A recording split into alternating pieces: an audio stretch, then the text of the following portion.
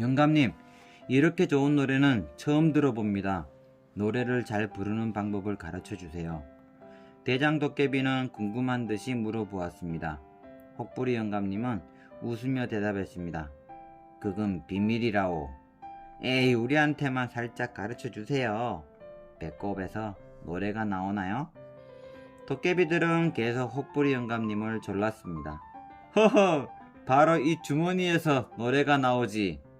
혹부리 영감님은 시치미를 떼고 턱에 혹을 가리켰습니다. 어쩐지 다른 사람들보다 노래를 잘 부르더라. 도깨비들은 비밀을 알았다는 듯이 고개를 끄덕였습니다. 한번 만져봐도 괜찮을까요? 대장 도깨비는 노래가 나온다는 주머니가 무척 궁금했습니다. 만져보시오.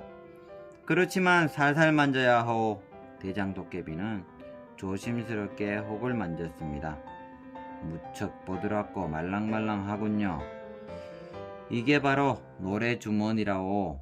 우리에게 이 노래 주머니를 파십시오. 대장 도깨비는 노래 주머니 값으로 보물 자루를 주겠다고 했습니다. 영감님은 깜짝 놀라서 손을 내저었습니다. 무슨 소리를 하는 거요?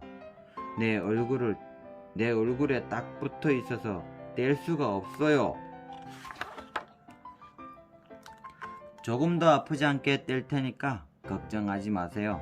대장 도깨비는 감쪽같이 영감님의 혹을 떼었습니다. 아프지도 피가 나지도 않았습니다. 야, 매일 밤마다 노래를 들을 수 있겠다. 노래 주머니를 가지게 된 도깨비들은 덩실덩실 춤을 추며 사라졌습니다. 혹부리 영감님은 보물자루를 어깨에 메고 돌아왔습니다. 사람들이 몰려와서 너도나도 물었습니다. 무슨 자루를 가지고 왔어? 보물자루입니다. 혹부리 영감님은 지난밤에 일어난 이야기를 했습니다. 무엇이 들었는지 봅시다.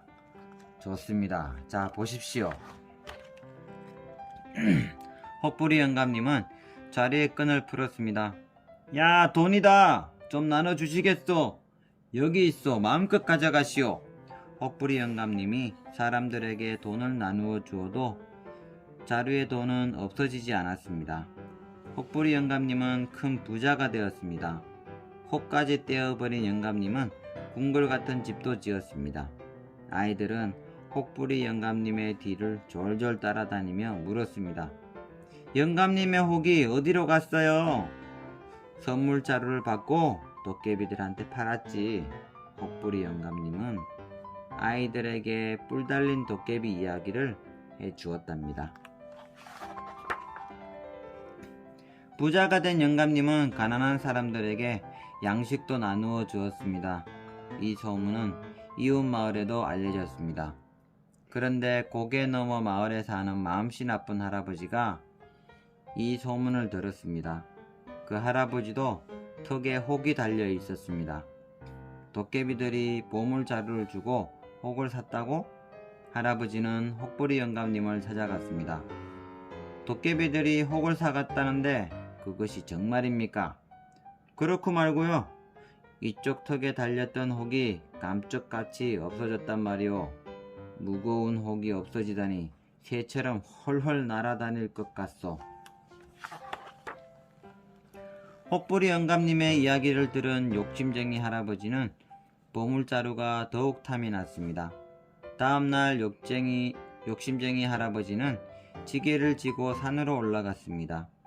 숲에는 새가 짹짹 울며 날아다니고 아빠, 시냇물은 얘도 졸졸 흘렀습니다. 여기 욕심쟁이 할아버지 혹이 달려있죠. 휴, 힘들어.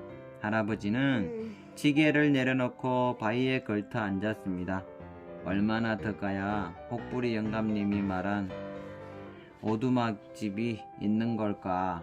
주위에는 나무들 뿐이었습니다.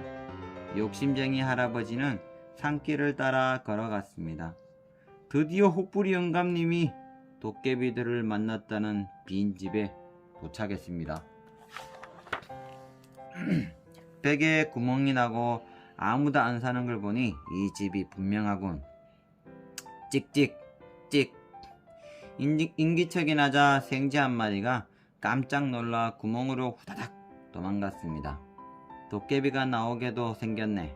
등골이 으시시한 게 기분이 안 좋은걸. 그냥 가버릴까?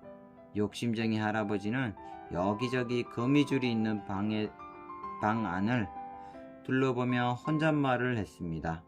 그래도 그냥 갈 수는 없지. 부자가 될 수도 있는데. 욕심쟁이 할아버지는 무서운 생각을 떨쳐버리려고 헛기침을 서너 번 했습니다.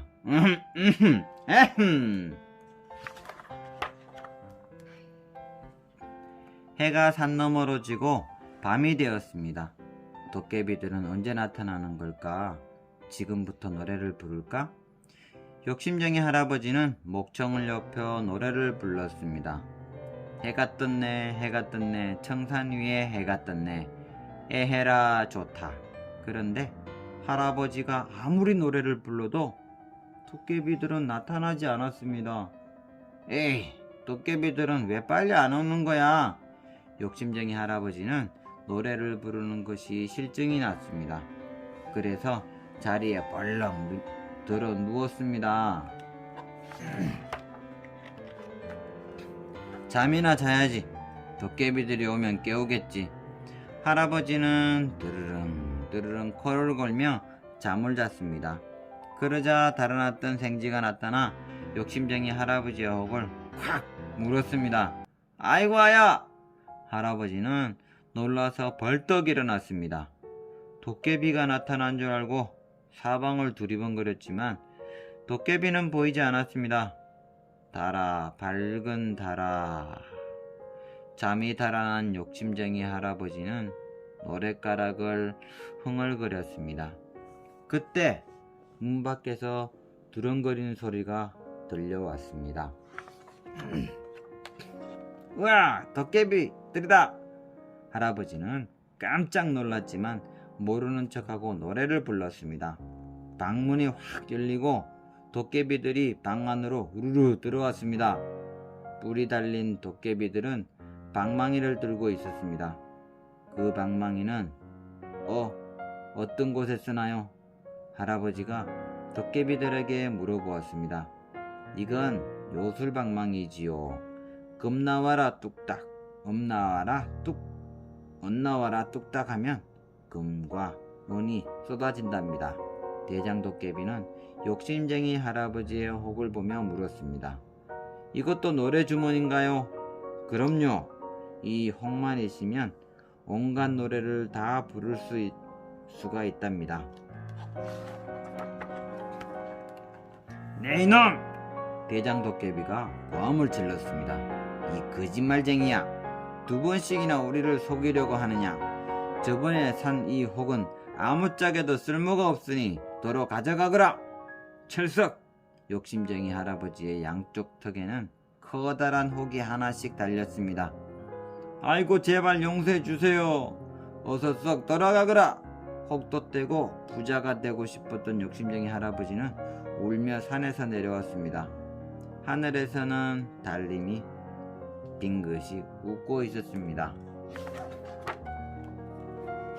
마을 사람들은 도깨비들이 욕심쟁이 할아버지의 턱에 혹 하나를 더 붙여주었다는 것을 알게 되었습니다.